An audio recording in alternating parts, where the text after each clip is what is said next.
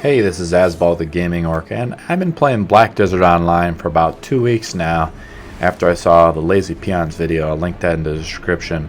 But I wanted to give you 10 reasons why I am coming back to Black Desert Online. First of all, you get an awakening weapon. At level 56, you get a brand new weapon. But now you get a brand new moveset. You get a totally, almost different character, a totally different style of gameplay. And a lot of the classes are really epic. The second reason is there's two new classes, or there's new classes in the game. There's a ninja now, and there's a Kunoichi. They're both ninja classes. One is a man and one is a woman. Both have different awakening weapons though, so they're both radically different play styles really. And from what I understand, the ninja is a really high level skill cap character. He can go into stealth and he can get behind people a lot. And then they're coming out with a new character here called the Dark Knight. This is coming out very soon, and from what I've heard, it's coming out within approximately a week or less from the date that this video is being made. Reason number 3 is it's easy to get max level, or to basically the soft cap, which is level 56. The max level is, I believe, 61. To get to level 56 though, which is just the soft cap, it takes you about 1 to 2 days if you're a pure grinder. And if you get to 56, then you get that awakening weapon. So once you do get to level 56, it's like even though you grinded up that time, the game changes in a way because of your awakening weapon. It's a very alt-friendly game for this reason, because it's so easy to grind, because all your characters are a part of a family. You share like these things called contribution points of energy together. So it's, if you're like to make alts, or you want to make alts, or you're into that type of making alts because you're like, oh man, that class looks really cool too and I want to play it, because there's a lot of cool looking classes in the game. Well, this game gives you the option to do that. I, for instance, grinded my witch up from 40 to 56 in about 2 days, really pretty casually. Reason number 4 is there's a lot of catch-up mechanics for returning players and older players and newer players, and to incentivize people from logging in every day.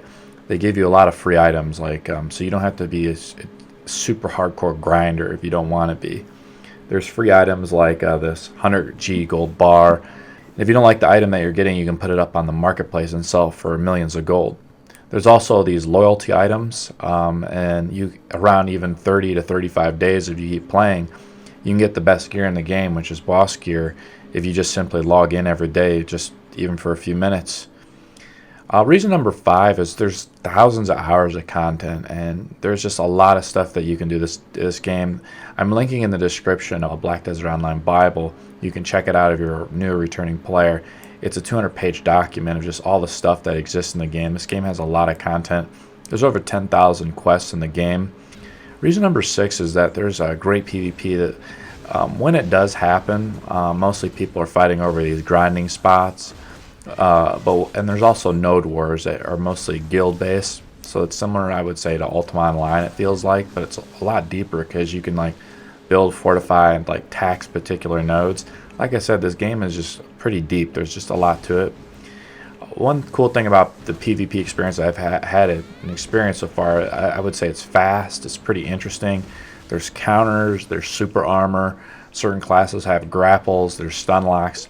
Yes, I mean, gear does make a difference since it's an MMO, so the person that typically plays the most will have better gear because they'll be able to go to the auction house or the marketplace and buy that gear. Reason number 7 is that as you get into endgame, there's an extremely deep market system. However, a lot of it's controlled market to prevent China gold sellers from dropping the prices on particular items to make this game like a pure play to win. So the marketplace is really controlled, that you can't trade with other players and things like that. So some of it could be controversial, but the flip side, there's really not a lot of gold selling in my opinion. There's no way for someone just to circumvent the system, and the marketplace doesn't allow the pure grinders just to monopolize everything. So basically everybody can get a shot at buying stuff off the marketplace. Like, you can't just keep pre-bidding an item out. Reason number 8 is this is a very cheap game to get into to start playing if you wanted to. You can start playing for $9, $9.99. And then also with that, you get 10 7-day guest passes to invite all your friends if you want to. I personally recommend that you just buy the $49.99 Explorers package. You're going to get a lot of extra content if you like playing the game. But if you're just like, hey, I just want to try it out, or you're under a tighter budget, you can start playing this game for $9 and just, again, you can play it kind of casually. Reason number 9 is that a lot of people originally, apparently a few months ago, they had a change where you could buy and sell real money, the Pearl Shop items on the marketplace. So people were debating whether this game was a pay-to-win game. And I would say it's not really pay-to-win. For the top-end boss gear, which drops if you do groups, costs anywhere in the range from about 90 million for like the basic unenchanted gear, up to 300 million to start getting it enchanted like at TED or TED 3. The price of silver, roughly, if you start breaking it down, is around $2 per million of silver. Each character has 13 slots at approximately 300 million, let's call it silver. That equals about 3.9 billion, or roughly $2 grand in real money. And a lot of players just aren't going to spend, so like you're talking about pay to win, so if someone could spend thousands of dollars to beat you, just a lot of people in general are not going to spend $2,000 on a character in a video game.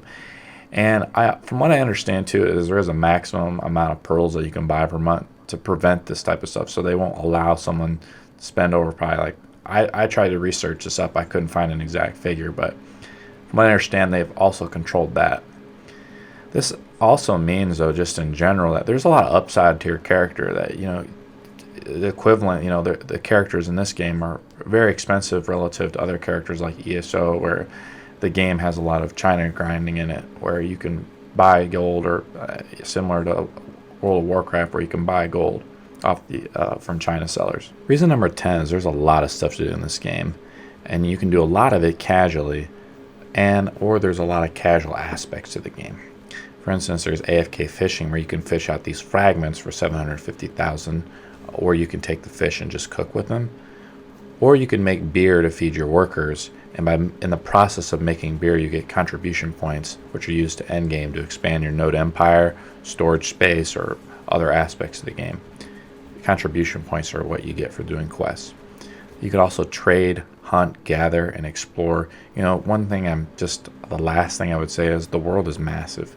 I've been playing for a couple of weeks. I haven't explored the entire world. There's a whole desert land to the east.